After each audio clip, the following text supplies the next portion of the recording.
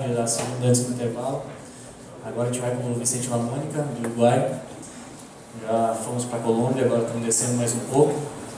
O Vicente Lamônica também é formado em design gráfico, ele é pela Universidade do URT do Uruguai. Ele também é professor lá. Então, vocês vão vendo também, acho que todo mundo aqui, né? Todo mundo é professor também, né? Não acaba não escapando, né? E ele teve a primeira fonte uruguaia que foi comercializada internacionalmente. Ela foi em 2007, selecionada pelo Tipográfico, .org, que também é um site bem interessante, também tem uma compilação muito boa de fontes. E ele também é delegado da ATP no Uruguai. O César também não comentei, mas também no Tipos Latinos, ele também participa da organização, curadoria, enfim, acaba de ser uma questão, o mercado não é muito grande, seja em qualquer país, né? Então a gente acaba meio que, a gente participa de tudo. E o Vicente vai mostrar agora também um projeto que fala de tipografia e sobre tipografia, né? Como usando tipografias em uma publicação sobre tipografia. Então vocês imaginam aquela coisa, né? Quanto deve ser o pesadelo de qualquer pessoa, né? Você fazer livros sobre tipografia e qual fonte que você usa, de jeito que você usa. Aí sempre deve rolar aquela ciumeira também, né? De quem, você não usou minha fonte, você usou desse jeito, essa fonte é ruim. Por aí vai. Então ele vai contar um pouco dessa história. A palestra dele vai ser em espanhol, essa está sem tradução simultânea, mas hablar despacio. Então também a gente, se tiver algum problema também avisa aí também. A gente pede para falar um pouquinho mais devagar, mas eu acho que vai ser tranquilo. E, então com vocês, Vicente Lamônica.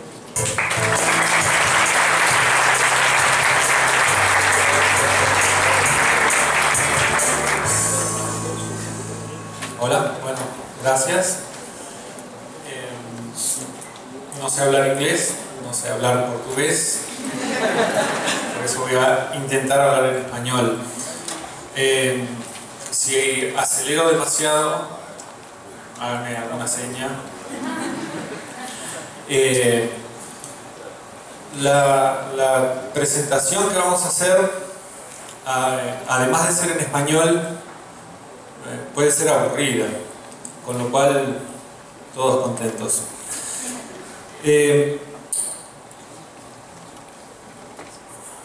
Antes que nada, para mí es importante agradecer a Diatipo que nos haya invitado. Este año fue muy importante para la tipografía uruguaya porque desde Brasil nos invitaron a 3 eventos, al Type Camp, a Tipos Latinos Brasilia. En esas 2 oportunidades asistió Fernando Díaz, un colega mío, y ahora estamos acá en Diatipo, con lo cual como que empezamos a vincularnos más asiduamente, más frecuentemente con Brasil, que para nosotros es una cosa importante, así que gracias por la invitación. Una aclaración que también tenemos que hacer es que el proyecto que estoy mostrando ahora no es un proyecto terminado, sino que es lo que estoy haciendo ahora. Así que también, si ven que hay algún error, está bueno que me lo digan porque lo puedo corregir. Esta sería la tapa de un libro que nosotros vamos a publicar a principios de 2013, que habla sobre tipografía latinoamericana. Entonces, primeramente les voy a contar de qué trata el libro y después voy a mostrar algunos lineamientos para el diseño de este libro. ¿Hasta ahora se entiende más o menos? Bien. Casi todas las láminas además me ayudaron a traducirlas al portugués, así que también se puede simplificar. Hace algunos años ya en Uruguay nos empezamos a preocupar por definir si a nivel de tipografía estábamos avanzando, estábamos retrocediendo o estábamos estancados. Entonces, para darnos cuenta de esa situación, empezamos a analizar cuál era la situación y organizamos un montón de datos en función de 6 líneas para definir justamente cuál era la situación de nuestra tipografía. Después vimos que esas líneas de análisis podían ser trasladadas a Latinoamérica y esa es la idea que vamos a intentar reflejar en el libro. Las 6 líneas de análisis son estas que están acá. Las personalidades. ¿Qué personas están diseñando tipografía o enseñando tipografía o difundiendo tipografía? El contexto histórico, cuál es la historia de la tipografía en Latinoamérica. La organización, dónde se enseña, cómo se enseña, si hay grupos de trabajo, si hay publicaciones, si hay exposiciones. Las fuentes, las tipografías, bueno, qué dibujos de letras se han hecho. Los usos, si esas letras se usan o no se usan. Y por último, las perspectivas, qué esperamos que pase de acá para el futuro con respecto a la tipografía. Esos son como los 6 ejes que van a ser los 6 capítulos en el libro. En cuanto a las personalidades, va a haber textos sobre Fontana, Johnston, Alepol, los nombres que dice ahí. Esos 5 primeros nosotros los consideramos como que de un impacto fundamental y regional. Y los 3 de abajo, Gustavo Wojciechowski, es uruguayo, César Puertas, colombiano, Juan Heilborn, paraguayo, los consideramos como que tienen un fuerte impacto tanto en sus países de origen como también en el movimiento de la tipografía en Montevideo. Entonces, por eso los destacamos. El contexto histórico analizado en el libro es el de estas ciudades y en los últimos 2 casos hay textos que analizan a nivel país, no a nivel ciudad. Las organizaciones que están relevadas en el libro son las 3 posgrados formales en Chile, en México y en Argentina, y las experiencias de tipitos argentinos, tipocracia y doblete. Hay un texto de Marina Chacur sobre la TIPI y Latinoamérica, hay textos sobre la Sociedad Tipográfica de Montevideo y algunas de las publicaciones que hemos tenido en Latinoamérica. Hay un texto obviamente sobre las tipografías, cuáles son las tipografías latinoamericanas que han trascendido.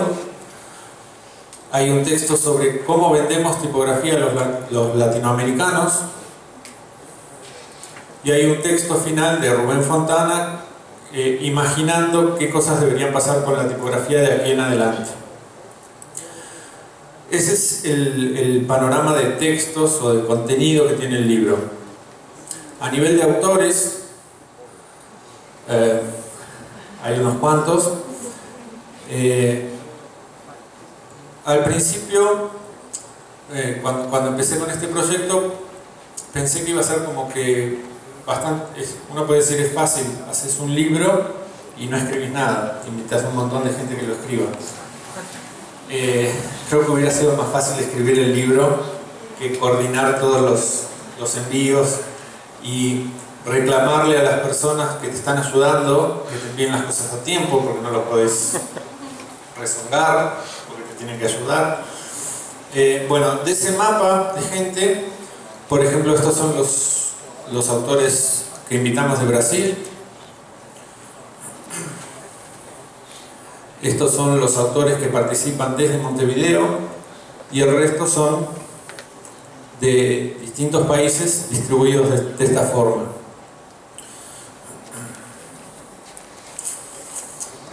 Una consideración importante, este es el último párrafo de la introducción del libro, habla de que no pretendemos hacer un análisis completo y decir esto es lo que pasa en toda la tipografía de toda Latinoamérica, sino que hacemos una elección de cuáles son las cosas que nosotros percibimos o conocemos desde Montevideo. O sea, es una parte de lo que pasa en la tipografía latinoamericana. Realmente no tengo idea, por ejemplo, qué pasa en Guatemala. No conozco a nadie en Guatemala, entonces no hay un texto que hable sobre eso. Esto que esté incompleto si bien puede ser una carencia para el libro, de repente es una invitación para que desde otro lado alguien haga algo parecido y lo complete. Yendo al diseño del libro, y como les aclaré al principio que es una cosa que está en proceso, que no está terminado, que es lo que estoy haciendo ahora, hay algunos lineamientos que tienen que ver con lo que presentó César recién, de decir, bueno, ¿cuál es el problema que hay que resolver a nivel de diseño? ¿Cuál es la situación que hay que resolver? Entonces, muchas definiciones para el diseño del libro, más que apoyadas en el terreno gráfico, están apoyadas en el terreno político. Es decir, cosas como que, bueno, tengo que elegir tipografías, no las que más me gusten, sino que tengo que tratar de que algunos países estén representados con tipografías. Que algunos países, así como tenían que estar representados con autores, estuvieran reflejados con la elección de alguna tipografía de ese país.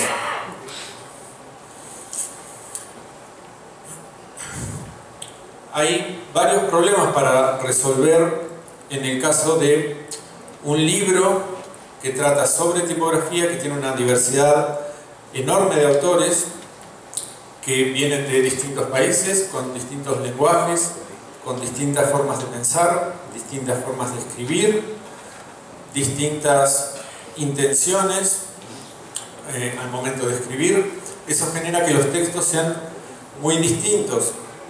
Entonces, ahí a nivel de editores nos genera un problema, porque entendemos que para el lector tal vez sea mejor unificar todos los criterios a nivel de texto, que estén todos conjugados, por ejemplo, en tercera persona o en el mismo tiempo verbal, pero eso nos haría perder justamente la riqueza del libro, que es la variedad de autores. Entonces, ahí teníamos un primer punto de problema que decidimos solucionarlo, y ahí marcamos que la solución no es una solución científica, es una opción. Decidimos confiar en que va a funcionar. Es unificar el criterio de los textos como están redactados, pero por capítulo, o sea, darle una unidad, una continuidad a cada capítulo. Un segundo problema que tenemos es que como diseñadores editoriales sabemos o estamos acostumbrados a oír que la tipografía tiene que ser algo invisible. César también nombraba algo de eso recién. Y sí, tiene que ser invisible, pero me pregunto si en un libro sobre tipografía que van a consumir o leer principalmente gente vinculada a la tipografía, me pregunto si puede ser realmente invisible. Creo que todo el mundo va a ver con qué letra está hecho, qué letra se eligió. Por lo tanto, optamos por entender que la tipografía en este caso no va a ser invisible, ¿sí? Va a ser un contenido en sí mismo. Ahí eso engancha, se encadena con otro problema, que es, bueno, ¿qué tipo de letra usar? ¿Cómo escoger ese tipo de letra? Obviamente la opción clave, la opción más clara, es que sea una tipografía latinoamericana. Sería absurdo hacerla con otra tipografía. Pero no va a ser una sola. Por un lado, sería muy difícil escoger.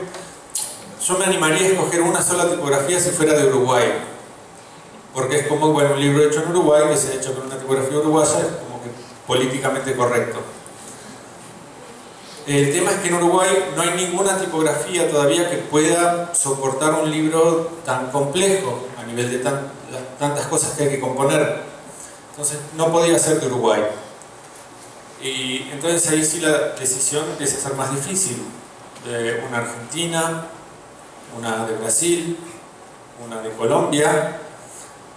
Entonces decidimos que fueran varias, pero eso nos multiplicó el problema. Ahora en vez de elegir una, teníamos que elegir 10 o 12. O sea, multiplicamos el problema. Para elegir tipografías hay varios criterios. Hace unos años tuve la suerte de ser invitado a participar en un libro editado en España que se llamaba Tipo elige tipo. No sé si se conoce acá, ¿no? Claro, fue más como del mundo iberoamericano. En ese libro escribieron varias personas reconocidas del ambiente tipográfico. Estos son los únicos textos que están en español de la presentación. Por ejemplo, Andreu Valius, tipógrafo español,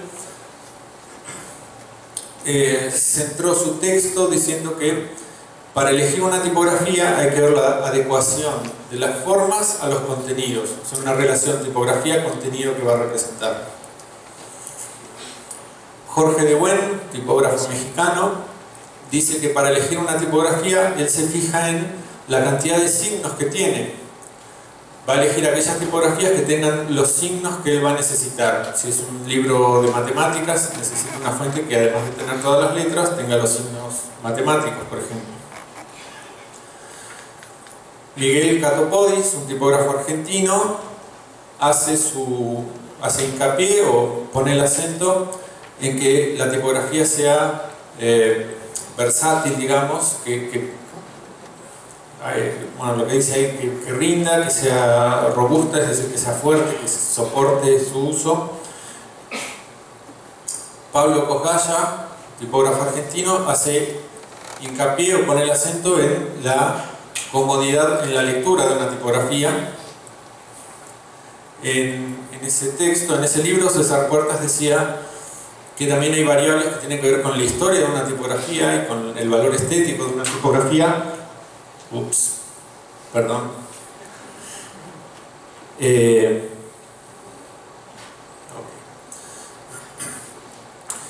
Y mi texto en ese momento,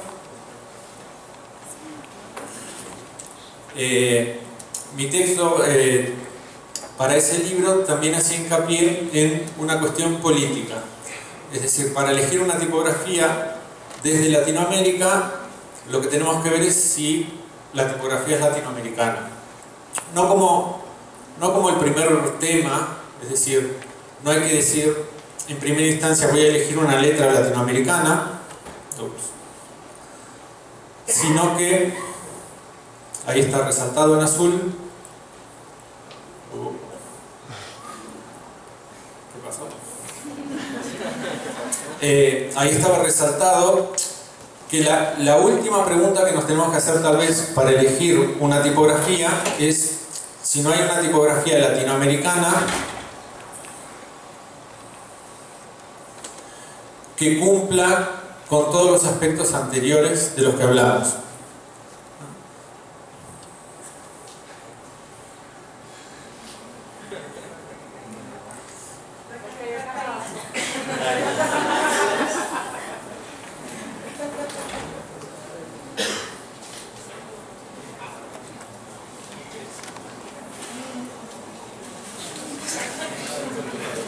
Bueno, con eso a la vista llegamos a esta opción. Utilizar varias tipografías teniendo en cuenta, además de sus características técnicas y estilísticas, tener en cuenta su lugar de procedencia, ¿sí? Es decir, cubrir algunos países que a nosotros nos interesaba que estuvieran representados desde la tipografía.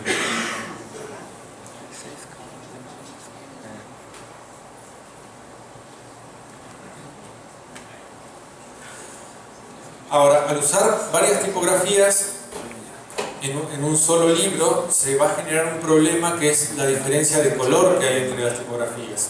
Entonces van a quedar, así como había que ser políticamente correcto en elegir tipografías de algunos países, después había que ser, o habría pasado, habrá que ser en el futuro, cuando diseñe este libro en estos meses, voy a tener que prestar atención a que ningún texto quede más oscuro que otro, que nadie pueda decir por qué mi texto quedó más contrastado que el del otro.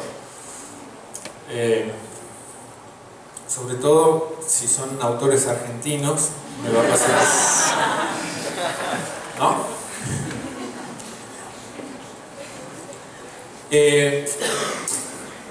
Ahora, ese problema del color de texto, nosotros sabemos que podemos jugar con algunas variables para modificar el color de un texto, pero esas variables, es decir, apretarlo o estirarlo, atentan contra la tipografía.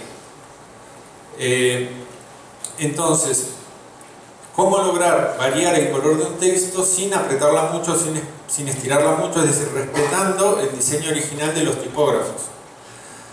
Entonces, como regla, vamos a usar que el texto va a ser siempre alineado a la izquierda, es decir, no justificado, que no haya espacios agregados por la composición, y que no vamos a alterar el tracking, no vamos ni a condensar ni a expandir la letra, el espacio entre letras, respetando lo que los tipógrafos diseñaron. Las tipografías que en este momento están elegidas, como les dije, está en proceso, son Andralis de Rubén Fontana, Compilada de Juan Heilborn, Dossier de José de los Santos. Esta tipografía tiene un problema particular, que es una tipografía que además no está pronta, se está terminando de hacer, con lo cual voy a tener dolores de cabeza. Fénix de Fernando Díaz. Esta, por ejemplo, además es una tipografía uruguaya que además es gratuita. Legítima de César Puertas. También Buen Día de César Puertas. Como ven, políticamente nos interesa decir que César Puertas es un gran tipógrafo. Lineare de Eduardo Tuni. Quiroga, también de Fernando Díaz, uruguayo. Batúa, una tipografía chilena. Espinosa, una tipografía mexicana, también gratuita. Median, de Eduardo Tuni. Esta tipografía, por ejemplo, tiene la particularidad de que está pronta, pero no salió al mercado. Nos la ofrecieron para probar en este libro. Y Nassau, de Pablo Andrés Chagas, que está por ahí. La selección de esta tipografía en particular tiene una pequeña anécdota, que es que yo nunca he trabajado con tipografías de Brasil. O sea, sí conozco algunas, pero nunca las trabajé, no sé cómo funcionan. Entonces, en este punto me dije, no puede ser que no haya una tipografía de Brasil, pero no conozco ninguna. Entonces pregunté a los conocidos de Brasil si me podían recomendar una tipografía de texto brasileña, y bueno, me recomendaron esta, así que ahí estará. Una vez que uno tiene una definición de signos tipográficos o de tipografías, me propuse, bueno, hacer algunos análisis de cómo son estas letras. En primera instancia, el tamaño y la forma de la letra. Entonces fui analizando varios signos de todas las letras juntas para ver cómo se comportaban. Cuáles son sus alturas de X. Entonces todas estas que seleccioné tienen distintas alturas de X, por ejemplo. Ahí ya preveo que va a haber un problema. Lo mismo para las ascendentes, las descendentes. Eso me da que las proporciones de todas estas letras son distintas. Trazos verticales, los grosores de estas letras también son distintos. En los trazos horizontales también hay leves diferencias. Es decir, empezar a analizar cómo son estas letras, atendiendo a lo que quería llegar al principio, que es que todas tengan un color parejo, que ninguna destaque más que otra. Entonces, empecé a analizar cuál es el color de texto que dan estas distintas tipografías. Para un cuerpo 10,5 sobre interlínea 14, empiezan a dar manchas como estas. Ahí lo que hice fue tratar de, primero visualmente, ver cuáles eran más oscuras que otras. Si uno hace el ejercicio ese de ver qué letras son más oscuras, qué letras son más claras, lo puede hacer, creo yo, bien durante los 10 o 15 primeros minutos. Después se cansa y son todas iguales. Entonces, empecé a buscar mecanismos digitales que me permitieran medir el valor de negro de una tipografía. ¿Qué porcentaje de gris, de cinza, tiene una tipografía? Entonces empecé a hacer tablas en Excel, es decir, genero una imagen JPG de alta resolución, la llevo a un programa que me permite exportar una tabla Excel con los valores de píxeles negros, grises, blancos que tiene la imagen, y con eso empecé a hacer gráficas de los valores de negro de las tipografías. Un trabajo sumamente divertido. Y llegué a estos porcentajes, que Andralis, por ejemplo, tiene un valor de negro de 15,5, etc. Los valores que están ahí. Es decir que las tipografías con las que pienso trabajar se comportan en cuanto a la mancha del color de texto de esta manera. Sobre la izquierda tenemos los porcentajes de negro, vemos que todas están entre un 15,5% a un 13,4% la más clara, es decir que a pesar de que todas las tipografías tienen alturas de X distintas, grosores distintos, formas distintas, parece ser que una tipografía para texto tiene que estar en un valor de 15% más o menos de negro, ¿no? Suele ser lo usual, es decir, hay una diferencia entre la más oscura y la más clara de 2,1%, una diferencia chica. Ahora, si voy a usar varias tipografías y quiero que todas se parezcan en cuanto a la mancha de la página, sería absurdo que unas se vieran más grandes que otras, porque si las quiero unificar, tengo que pensar en el tamaño como lo que más fácilmente se identifica como algo distinto. Entonces, volví a ver las tipografías, pero esta vez igualando la altura de X. Lo mismo con ascendentes, descendentes, midiendo sus proporciones. Y acá lo que se ve en azul es cómo eran las tipografías antes, cuando tenían el mismo cuerpo, y en blanco cómo serían las tipografías una vez que igualamos la altura de X. ¿No? Las que están en amarillo son las que hubo que achicar, las que están en azul son las que hubo que agrandar para unificar los valores de X. Ahora, al modificar la altura de X, la mancha de texto va a cambiar sus valores. Haciendo el mismo proceso en Excel y todo lo demás, me da que, por ejemplo, la letra Andralis a un tamaño de 10,5, es decir, la que no modifiqué, sigue pesando 15,2. Pero, por ejemplo, la letra compilada la tuve que achicar hasta 9,5 puntos para que tuviera la misma altura de X, con lo cual el valor de gris cambió bastante, es mucho más clara, 11,6%. Etcétera, etcétera, con las demás tipografías. Nassau la tuve que achicar muchísimo, hasta 9,2 puntos, es una letra enorme, a más grande del mundo.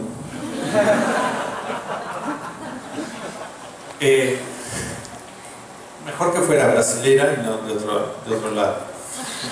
Ahora, al igualar la altura de X, la gráfica de valores de gris empieza a moverse más. La distancia entre el valor más oscuro y el más claro pasó a ser 3,6. Es decir que casi que aumentó más del 50% con respecto a las mediciones anteriores. ¿Se entiende más o menos? Bien. Bueno. Esto quiere decir que una cosa que hacemos con mucha frecuencia los diseñadores cuando usamos dos tipos de letras es igualar la altura de X para que se vean iguales, ¿no? Ahora, cuando hacemos eso, estamos oscureciendo o aclarando una de las dos letras. Entonces, dejan de verse iguales de alguna manera. En negro tenemos los valores originales de negro y en cian tenemos los valores después de igualar X. Es decir, que las letras empezaron a ser más distintas una vez que igualé la altura. y empezamos a tener una franja, un movimiento que yo tengo que hacer para empezar a unificarlas. Una de las cosas que puedo modificar, creo que es la única, es el valor de interlínea, porque políticamente había definido antes que no iba a variar el track como forma de respeto a los tipógrafos. Entonces lo único que puedo variar es la interlínea. Entonces empecé a ver qué pasa cuando yo aumento cuando disminuyo la interlínea de 14 puntos a 13 puntos. Me dan unos valores de gris que hacen que la tipografía se oscurezca. Esto era con la altura de X igualada, y esto es cuando achiqué la interlínea. Lógicamente la mancha de texto se hace más oscura, se hace más o menos un 1% más oscura.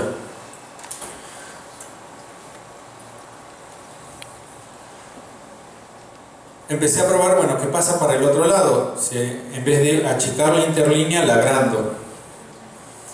Me da los valores correspondientes, con lo cual aparece esa línea verde, con lo cual logro un margen de maniobra, es decir, puedo mover algunos valores, en este caso de interlínea, para tratar de unificar las tipografías. Esto que está ahí en gris oscuro es el margen de maniobra que yo tengo. Hay en algunos lugares de la gráfica yo podría encontrar valores uniformes de tono de negro. Ahora, hay un par de tipografías, 3 en realidad, Andralis, Compilada y Espinosa Nova, que no logran estar dentro de esos márgenes.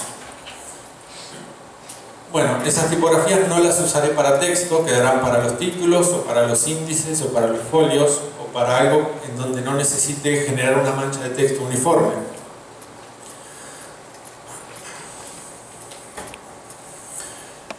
La estructura gráfica del libro.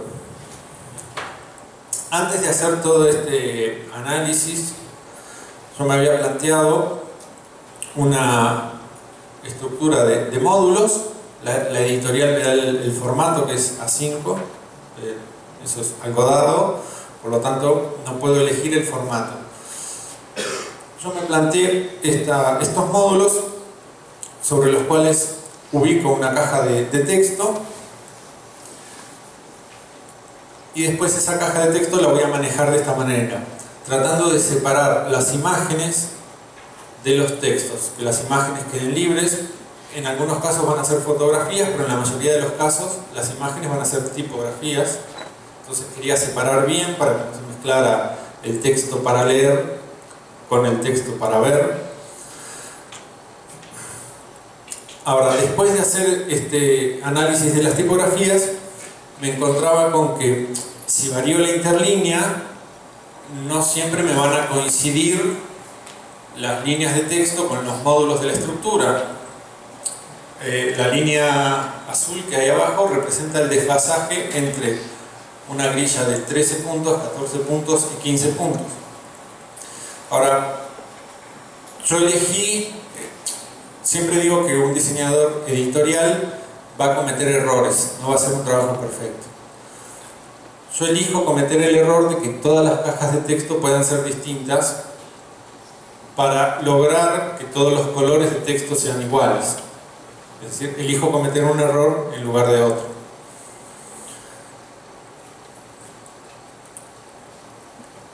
Con esas gráficas empecé a ver, bueno, qué combinaciones puedo hacer. Vean que acá estoy probando una tipografía 10,6 puntos con interlínea 15 a la izquierda, en la derecha una 11,3 puntos sobre interlínea 15. Es decir, empiezo a usar valores poco frecuentes, un tanto extraños, decimales bastante... Yo nunca antes había usado 9,2 sobre 13,7, no es como la primera opción. Pero esos valores son los que yo identificaba en la gráfica que podrían comportarse igualando la mancha de texto. Entonces hice pruebas de impresión de eso, y esas variantes me dan valores de texto que se empiezan a ubicar por ahí, no exactamente perfectos, pero bastante más acercados, colores bastante parejos. No están todos en el mismo tono, pero están mucho más cerca que al principio. Y ahí terminamos.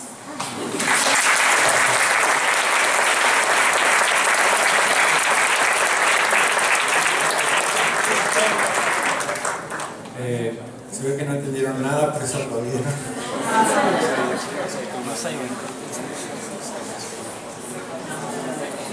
Bom, agora deu para ver como o type design leva isso a sério mesmo, né? Você acha que é brincadeira, né? O que o cara fica fazendo o dia inteiro, né? Desenhando letrinha? Não, também tem muito esse lado, né? Entende? Bom.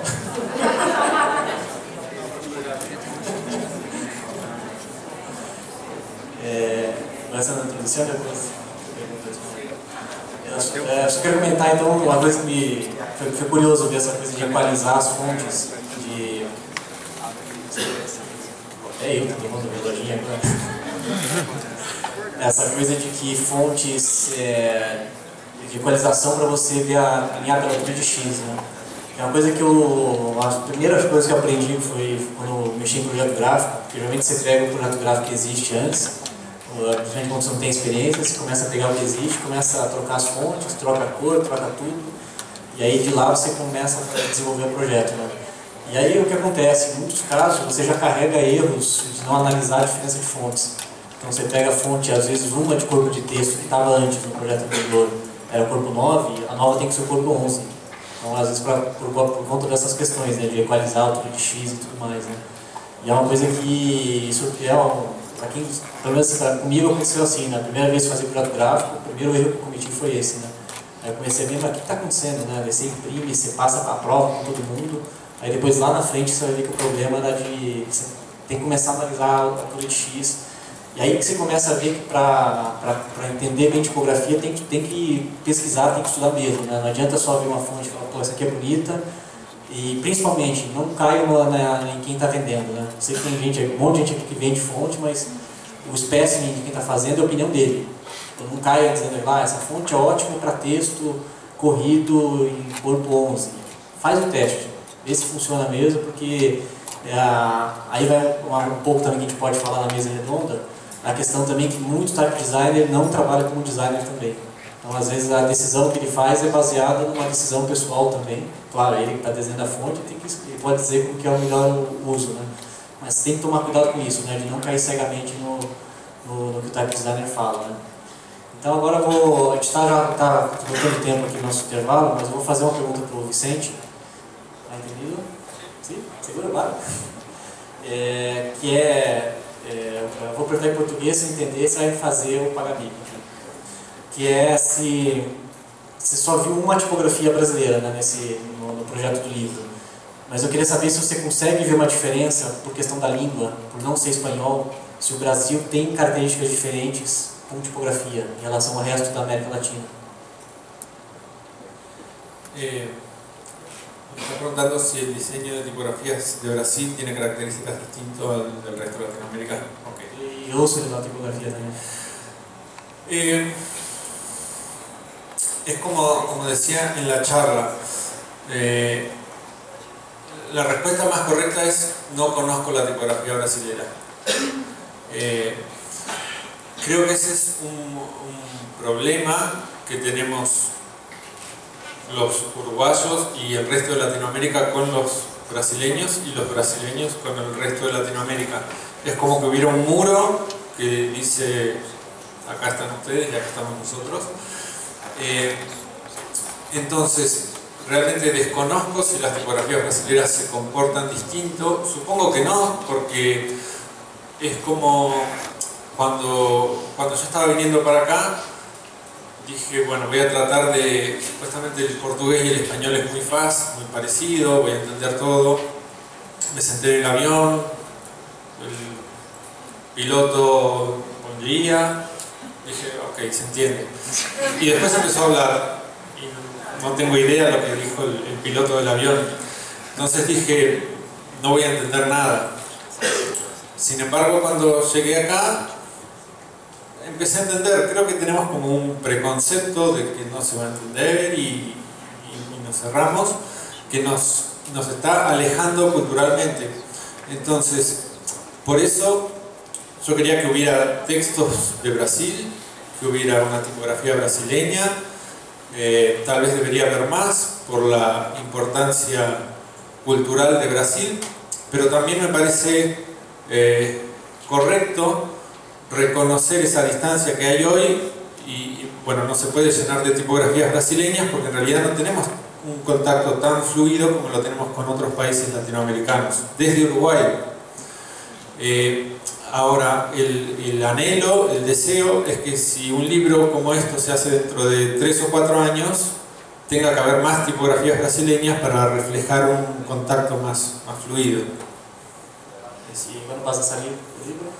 Y el libro, si todo sale bien, lo tengo que diseñar ahora, en lo que queda de diciembre y enero, para que se imprima a fin de febrero o marzo. Muchas gracias.